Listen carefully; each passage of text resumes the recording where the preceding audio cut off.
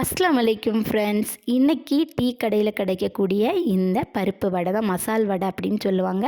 இது வந்து டேஸ்ட்டு சூப்பராக இருக்கும். நோன்பு டைமில் வந்து இது கஞ்சியோட சாப்பிட இன்னுமே சூப்பராக இருக்கும்.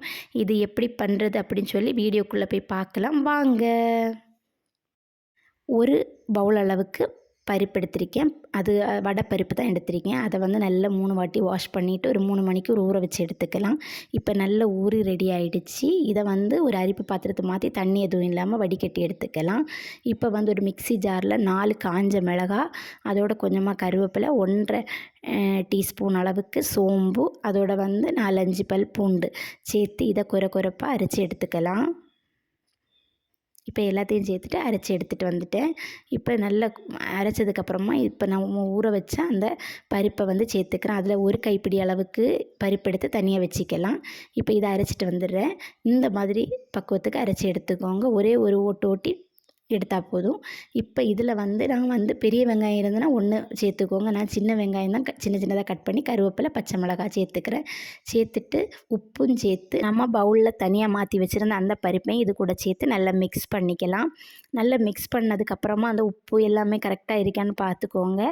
இப்போது ஒரு கொஞ்சமாக மாவு கையில் எடுத்து உருண்டைகளாக நம்ம உருட்டி எடுத்துக்க போகிறோம். ஈஸியாக வந்துடும். உருட்டிட்டு நம்ம கை வச்சு ப்ரெஸ் பண்ணால் அது வந்து வெடித்தது மாதிரி வரும். அதே நம்ம உள்ளங்கையில் கொடுத்து நம்ம ப்ரெஸ் பண்ணி எடுத்தோம் அப்படின்னாக்கா நீட்டாக அழகாக வரும். இப்போ நான் உள்ளங்கையில் பண்ணி காமிக்கிறேன். இந்த மாதிரி பண்ணிட்டோம் அப்படின்னா சூப்பராக வந்துடும். வடையோட ஷேப்பில் தட்டி எடுத்துக்கோங்க. இதோட நைஸாகவும் தட்டி எடுத்துக்கலாம். இன்னும் நல்லா இருக்கும், மொறுன்னு அழகாக இருக்கும். இப்போ எல்லாத்தையுமே பண்ணி முடிச்சாச்சு. இப்போ ஆயில் ஹீட் பண்ணுறதுக்காக ஒரு பேனில் வச்சுருக்கேன். இப்போ நல்லா ஆயில் ஹீட் ஆனதுக்கப்புறமா நம்ம பண்ணி வச்சுருக்கேன் அந்த பருப்பு அந்த மிக்ஸை வந்து இதோட போட்டு நல்லா பொன்னிறமாக பொரித்து எடுத்துக்க போகிறோம். இப்போ ஒரு பக்கம் நல்லா குக் ஆகிடுச்சு. நான் வந்து திருப்பி போட்டுக்கிறேன். இந்த அடுப்பை வந்து எப்போவுமே சிம்மில் வச்சுக்கோங்க. அப்போ தான் வந்து உள்ளாடி வடை வந்து நல்லா வெந்துட்டு மேலே வந்து நல்லா கிறிஸ்பியாக இருக்கும். உங்களுக்கு பார்த்தாலே தெரியும் வடை வந்து ரொம்ப சூப்பராக வந்திருக்கு அப்படின்னு.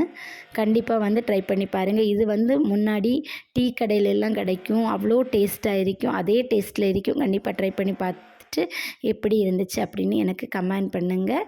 அப்புறமா வந்து என்னோடய சேனல் உங்களுக்கு பிடிச்சிருந்து அப்படின்னா என்னோடய சேனலுக்கு சப்ஸ்கிரைப் பண்ணுங்கள். இன்னொரு வீடியோவில் பார்க்கலாம். அஸ்ஸலாமு அலைக்கும்.